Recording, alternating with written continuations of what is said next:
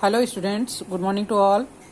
आज हम chapter 5 start करने वाले हैं पुष्पी पादपों की आकारिकी, मॉर्फोलॉजी ऑफ फ्लोरिंग प्लांट्स। अगर आप अपने इन्वायरमेंट में चारों तरफ देखें तो आपको बहुत ढेर सारे प्रकार के पेड़ पौधे दिखाई देते हैं। कुछ जो है वो जमीन में लिपट कर रेंग कर, है ना, कुछ जो है वो किसी दूसरे पौधे से लिपट कर, और कुछ जो है वो स्वतंत्र रूप से खड़े हुए आपको विभिन्न प्रकार के झाड़ी, छोटा पौधा, है ना, शाकी पौधा, साग सब्जी जो हम खाते हैं, बहुत सारे प्रकार के, है ना, झाड़ी के रूप में बहुत सारे पौधे जो जिसमें साग सब्जी फल वगैरह का पौधे आते हैं, और बड़े वृक्ष होते हैं। तो बहुत ढेर सारे प्रकार के, विभिन्न प्रकार की विविधता पेड़ पौधों में दिखाई देती है। आज हम यहाँ पर केवल पुष्पी पादपों के बारे में, एंजियोस्पर्म के बारे में, वे पौधे जिनमें पुष्प रिप्रोडक्टिव ऑर्गन का काम करते हैं और पुष्प में रिप्रोडक्टिव ऑर्गन्स पाए जाते हैं, male and female reproductive organ, पुंकेसर, स्त्री केसर पाए जाते हैं। तो इनकी संरचना के बारे में हम पढ़ेंगे। स्टार्ट करते हैं आज हम। और अगर हम देखें तो एंजियोस्पर्म की आकारिकी यानी मॉर्फोलॉजी अथवा बाह्य संरचना, बाहर से देखने में वो कैसा होता है, तो बहुत सारी विविधता पाई जाती है, जैसे कि अभी हमने चर्चा किया।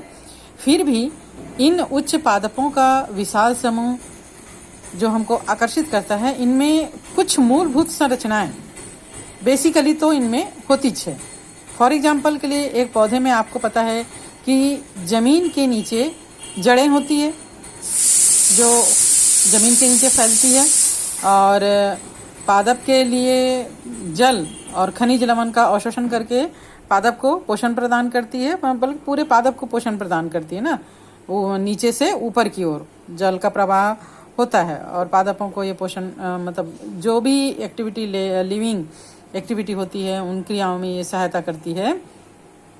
स्तंभ यानी जमीन के ऊपर का जो भाग होता है वह प्ररोह तंत्र कहलाता है। प्ररोह तंत्र में स्तंभ होता है यानी तना होता है, स्टेम होता है, उसमें पत्तियां लगी हुई होती है विविध प्रकार की, और अंत में जब एक पौधा जो है वो रिप्रोडक्शन के लिए तैयार हो जाता है तब उसमें पुष्प यानी फ्लावर्स लगते हैं, और उस पुष्प में जो रिप्रोडक्टिव ऑर्गन है उनमें रिप्रोडक्शन के फलस्वरूप फिर अंत में फल लगता है। तो ये सभी आवृत्त बीजियों एंजियोस्पर्म पुष्पी पादपों की ये मुख्य अभिलक्षण हैं। ठीक है। चैप्टर 2 और 3 में हमने पौधों के वर्गीकरण के विषय में डिटेल में अध्ययन किया था, और आकार की और अन्य अभिलक्षणों पर ये आधारित था।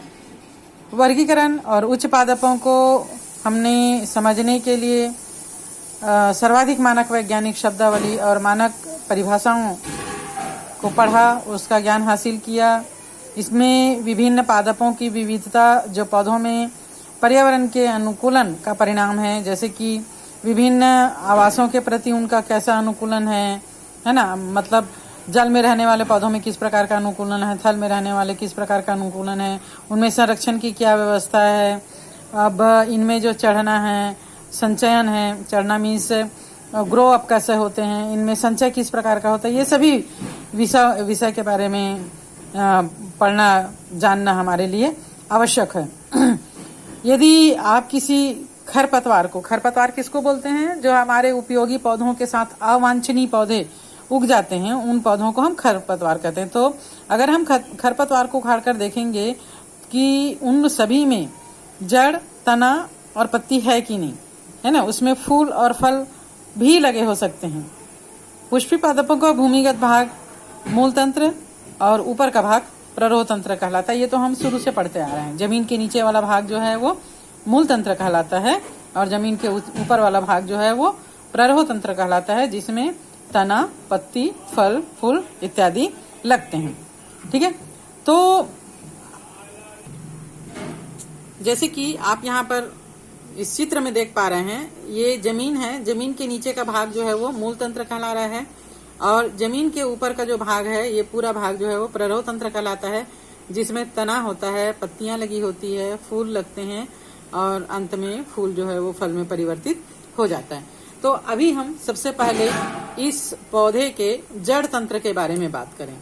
आप लोगों ने कभी भी बीज को जमीन में रोपित किया है या उगाया है? अगर नहीं उगाया है तो एक चना लेना, चना को भिगा देना रात भर पानी में, और आपके पास एक छोटा सा डिब्बा भी हो तो उसमें आप मिट्टी या रेत डाल के उस चने को कर सकते हैं। या ऐसी भी अगर आप गीले कपड़े में लपेट के रखेंगे तो 2-3 दिन बाद देखेंगे कि उसमें एक व्हाइट कलर का अंकुर निकल जाता है। अब ये व्हाइट कलर का अंकुर जब बढ़ते जाता है तो ये जो अंकुर निकला है वो मूल तंत्र के रूप में नीचे की ओर बढ़ता है। अगर आप इसको टेबल वगैरह में रखे हैं या गमले में रखे हैं तो देखेंगे कि ये जो व्हाइट कलर का जड़ है, जो जड़ तंत्र का निर्माण करता है, वो जमीन के नीचे की ओर बढ़ता है, जो मूल तंत्र का निर्माण करता है। और वहीं से एक छोटी सी कलिका निकलती है जो प्ररोह तंत्र का होता है, जो जमीन के ऊपर की ओर बढ़ता है, इसमें पत्तियां निकलती है। इसका सबसे अच्छा उदाहरण आपके यहाँ अगर हरा मूंग होगा, मूंग, साबित मूंग है ना, तो उसको भिगाओगे तो सबसे फास्ट रूटिंग इसमें होती है। स्प्राउट खाते हैं कई लोग, अंकुरित अनाज खाते हैं, गेहूं, चना, मूंग है ना, तो इन सबको देखोगे तो आप प्रैक्टिकली इसको करके देख सकते हो। ठीक है, अब यह हम मूल तंत्र की बात करें तो कुछ बीज ऐसे होते हैं जिनमें जो जड़ मूल निकला हुआ है अंकुरन के पश्चात, ये सीधा जमीन में बढ़ते चले जाता है, जमीन में नीचे की ओर सीधा बढ़ता है। ठीक है, और यही जो पहला अंकुर से पहला निकला हुआ मूल तंत्र का जो भाग है उसको कहते हैं प्राथमिक मूल। प्राथमिक मूल, प्राइमरी रूट।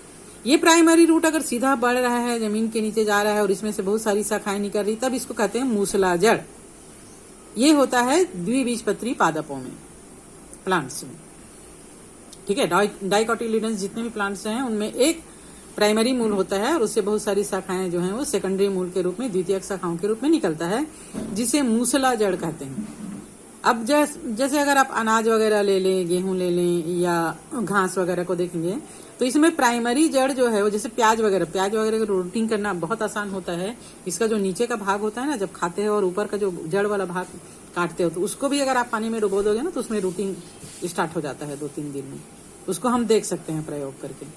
ठीक है, तो इसमें क्या होता है, एक प्राइमरी मूल निकलता है और वो प्राइमरी मूल वहीं पे खत्म हो जाता है और उसके आजू बाजू से खूब सारी जो रूट्स हैं वो निकलते हैं, सेकेंडरी रूट्स, और वो बढ़ते हैं। तो इस प्रकार का जो रूट होता है इसे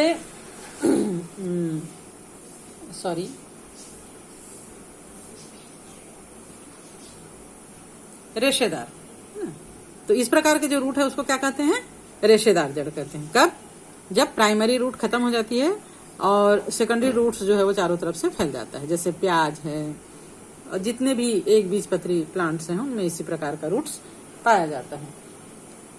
तो जैसे डायग्राम में यहाँ पर हम देख रहे हैं एक मूसला जड़, इसमें प्राइमरी रूट जो है वो आगे बढ़ते चले गए हैं और इसमें बहुत सारे जो हैं वो रूट्स निकले हुए हैं, सेकेंडरी रूट्स, सेकेंडरी से टर्सरी, तृतीयक जड़ें और भी ब्रांचेस उसमें से निकल सकता है। ठीक, और यहाँ पर हम देख रहे हैं इसका जो प्राइमरी रूट है वो समाप्त हो गया, एक बड़ा सा रूट हमको नजर नहीं आ रहा है। यहीं से बहुत सारे जड़ जो है वो गुच्छक के रूप में दिखाई दे रहे हैं, जो कि तंतु मूल या रेशेदार मूल कहलाता है। कभी कभी आप लोगों ने देखा होगा, कभी कभी क्या, मनी प्लांट के पौधे अक्सर घरों में लगे होते हैं, उनमें से तने से रूट निकलते हैं। और बरगद का पेड़ तो हमारे स्कूल में ही है, जिसको आप अच्छे से जानते हो, देखते हो। तो इसमें क्या होता है, शाखाओं से जो तना है या जो शाखाएं हैं उससे रूट निकलता है और जमीन की ओर जाता है।